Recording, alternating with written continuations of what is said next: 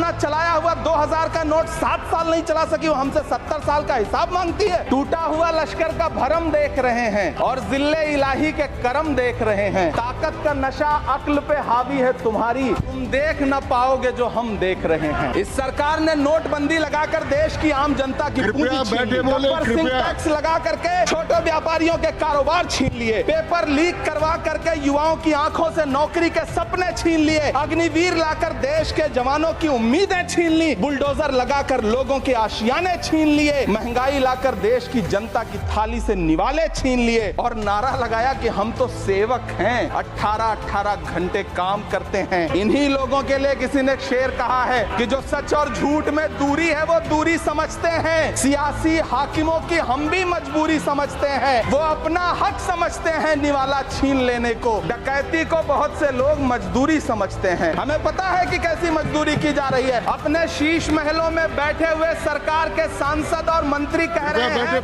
कि महंगाई कम हो रही है। संसद की कैंटीन से बाहर निकल करके एक चाय का कप खरीदिए, तब समझ में आएगा कि महंगाई कम हो रही है या बढ़ रही है। किसी एक दिन अपनी किसी मजदूर की तरह अपनी दिन भर की दिहाड़ी लेकर के बाजार जाइए और अपने बच्चों के लिए राशन खरीदिए, तब पता चलेगा कि महंगाई कम हो रही है या नहीं हो रही है। यहाँ बैठ करके बड़ी बड़ी बातें करना आसान है। मेरा बहुत भावुकता के साथ देश के प्रधानमंत्री से सवाल है कि इन उजड़ते हुए मकानों और बेघर होते हुए घरों को देख करके आपको नींद कैसे आती है, आप सो कैसे पाते हैं? मेरा सवाल है इस देश के प्रधानमंत्री से, या तो लोगों के घरों से उजाड़ना बंद करिए या फिर करोड़ों मकान बनाने की झूठी घोषणाएं करना बंद